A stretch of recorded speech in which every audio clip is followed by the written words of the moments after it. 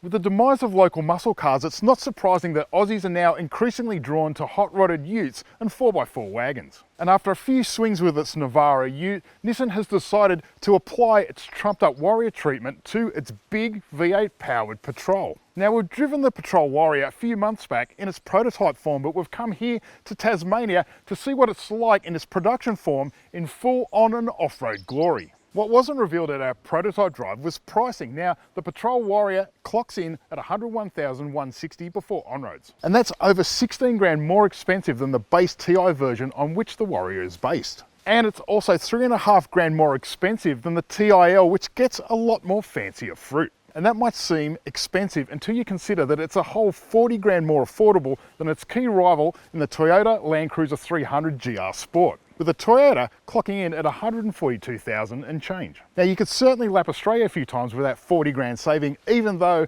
this Patrol's big 5.6 litre thumping V8 is fairly thirsty. So what do you get for your extra 16 grand splurge in Patrol land? Well, it's definitely not engine output. Despite its performance 4x4 aspirations, the 5.6 litre engine in this car gets the same 298 kilowatts and 560 newton meters. But it does offer a host of other goodies which makes it the 4x4 Patrol to have. Let's check those out. Chasing cars. Honest reviews of your next car. Brought to you by Budget Direct.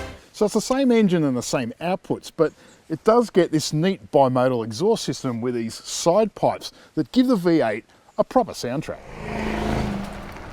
Pride of place in the Warrior package are these huge 18-inch wheels which fit 295mm all-terrain Yokohama tyres. It also sits 50 mils higher off the ground than the regular Patrol, and part of that is 29 mils extra in the suspension. Speaking of suspension, up front you get 10% softer front springs and multi-rate springs in the rear that are around 50% firmer. And it has a completely re-engineered hydraulic body control system by project partner Premcar. So those mods contribute to a 40mm wider front track and a fairly whopping 40-degree front approach angle. In terms of appearance details up the front, you get a specific front fascia, these over fenders, which look pretty neat, and you also get a nice big red bash plate. And overall, it's rather a subtle effect rather than something that's really in your face, but I actually do think it suits the character of this vehicle. Right, let's check out the rear. At the rear, you get 23.3 degrees of departure angle, which includes this tow bar, and it's a pretty trick bit of gear at that. Now, you do get a full-size spare wheel and alloy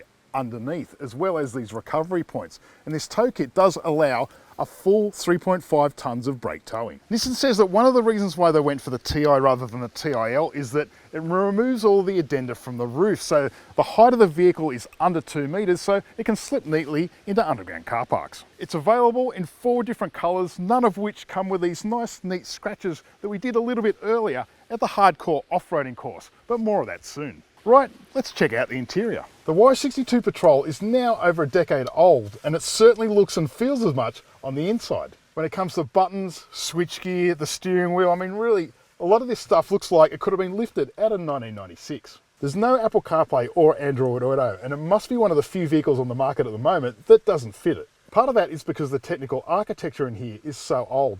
And having said that, you do get a CD player, so you can dust off your old CD collection. The small 8-inch touchscreen media system is also no pillar of technology. However, you do get a 360-degree camera system and a proprietary sat-nav, which will be pretty good when you're out of mobile range. And when it comes to driver instrumentation, it's fully analog except for a tiny little black and white screen in the middle that doesn't fit digital speedo. But what it lacks in tech, it makes up for in solidity. It does feel like a bank vault in here, and you do get a sense that you could clock up hundreds of thousands of Ks in this thing, and it would hang together quite nicely. It is quite spacious and airy in here, and I would imagine it's a good place to spend long hours on a grand tour. However, these seats are a little bit flat, and for some people, they can get a little bit uncomfortable. But what will be pleasing to many buyers who are drawn to this kind of vehicle is that the old school buttons are nice and big, legible, and it's easy to read, and the whole cabin is easy to navigate. There's also plenty of storage, and you do get USB-A ports up the front. However, it is a bit disappointing that you do get these sort of blank panels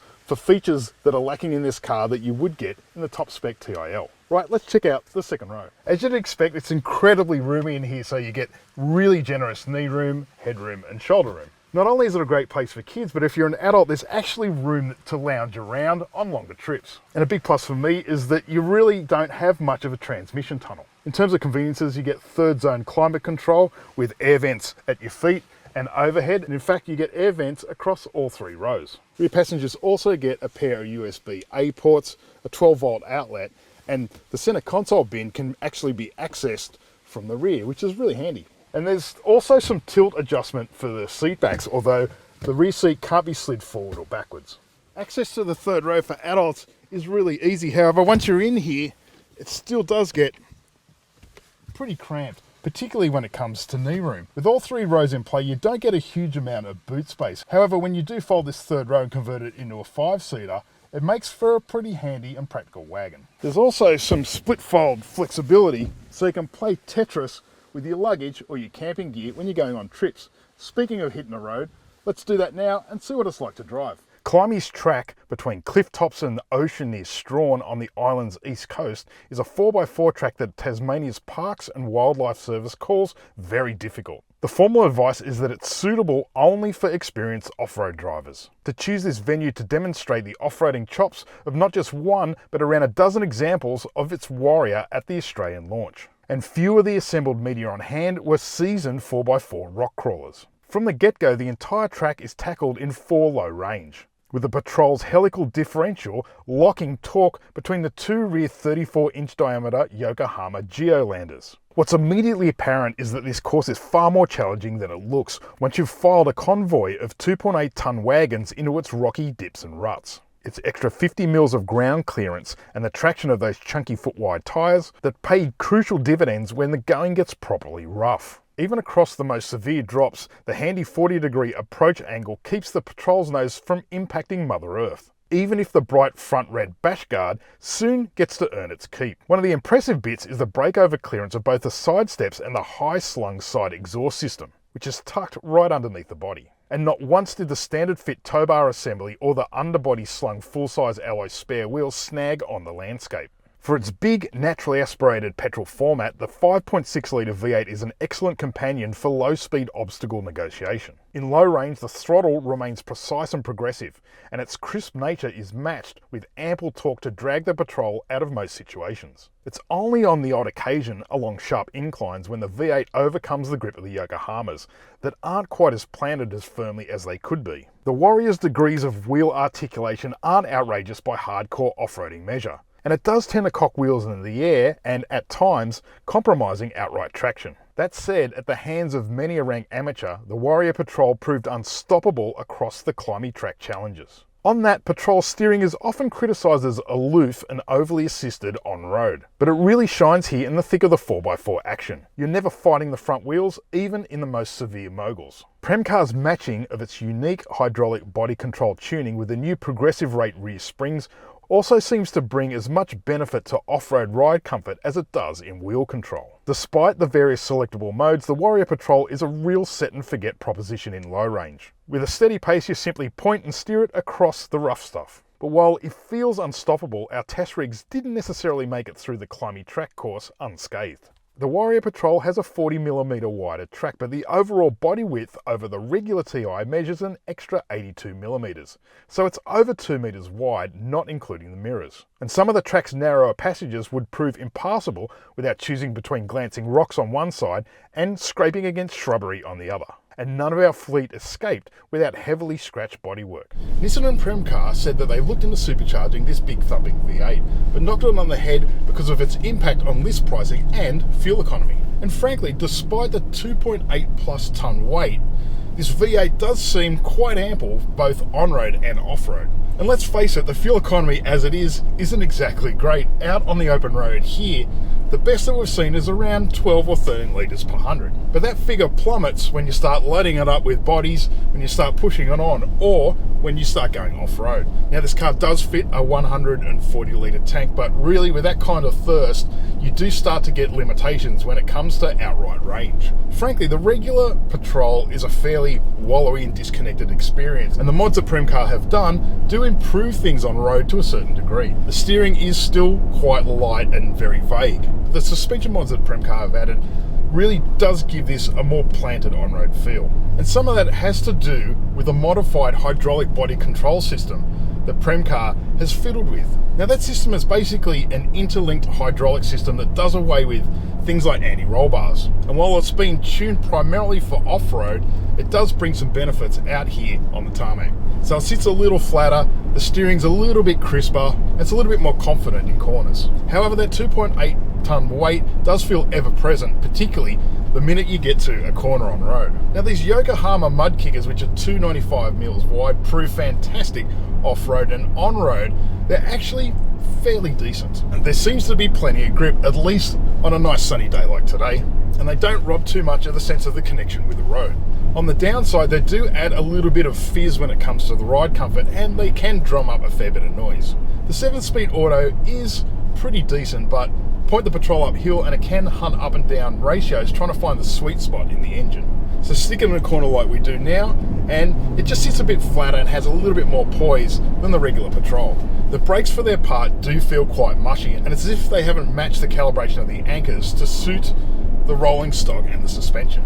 In terms of soundtrack, it's very quiet and very pleasant until you kick it in the slats, and at about 3,500 RPM, the baffles for the side pipes open and you get that glorious V8 soundtrack. The nice thing is that with the adaptive exhaust, there's nothing fatiguing or droning about it when you're at a cruise. It is all in all an easy rig to settle into for a long trip, but it's not perfect. These seats are very old school and very flat. You do get electric lumbar support in the back, although I do struggle to find a seating position that really is quite comfortable and supportive. Similarly, the steering gets reach, but it doesn't get height adjustment, and it isn't necessarily placed for everybody's tastes. Outward visibility though is really good, and that's helpful given it's such a large rig.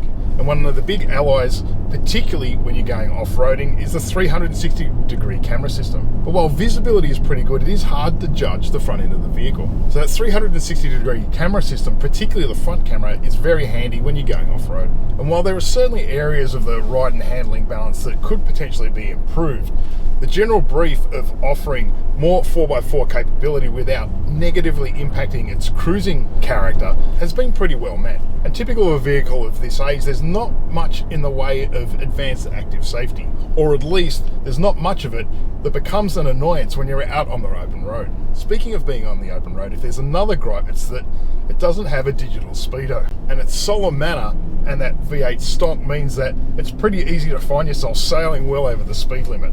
So all up, it's pretty good. The on-road experience isn't miles away from the regular Patrol. However, the mods that have been done do subtly improve its on-road manner while giving it so much more off-road capability. And that's a compromise that I think a lot of buyers will be willing to take.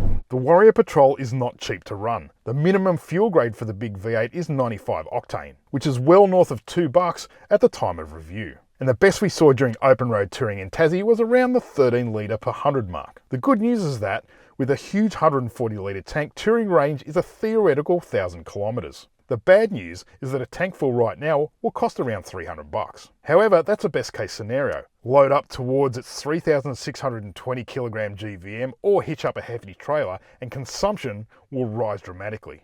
During our stint of low range off-roading, our test rig's thirst shot up to a crazy 28 litres per 100. The Patrol breed requires servicing every 12 months, which is much more preferable than rival Land Cruiser 300's 6-month intervals. However, it's capped at 10,000 kilometres, which doesn't make for much grand touring between stints off the road. For those curious, the Warrior Patrol costs $3,017 to service for 5 years and 50,000 kilometres, whereas rival Land Cruiser GR costs $4,000 for 5 years and 100,000 kilometres. Warranty is a typical 5 years of unlimited kilometre coverage. The Patrol's advancing years hasn't hurt its popularity. In fact, Nissan has just had its best sales months for the Y62 in history. Part of that is freed up supply, but also this big, lumbering, lovable dinosaur is approaching retirement, so that is going to drum up some demand. And while surely there will be another generation of Patrol on the horizon, you can be sure that it's not going to have the popular V8. Some buyers don't necessarily want the techiest and flashiest stuff, and this particular Patrol embraces that. And Nissan is waging that those who are after a hardcore turnkey off-roader aren't necessarily after flash. By basing Warrior off the entry-level TI, Nissan has not only pitched this as a much stronger value proposition against the Toyota Land Cruiser 300 GR Sport, but it is competitive against the regular Land Cruiser, which are also very hard to get right now. Nissan is also confident that you won't have to wait nearly as long for a Warrior as you do for its key competitors. Would I like to see a twin turbocharged V6 petrol or a hybrid version for a next generation Patrol? Sure I would, but there's plenty of evidence that there are still lots of Aussies who really adore this old school V8 petrol formula. Well, that's what I think, but how about you? Put your thoughts in the comments below. Don't forget to subscribe while you're at it, and as always, thanks for watching Chasing Cars.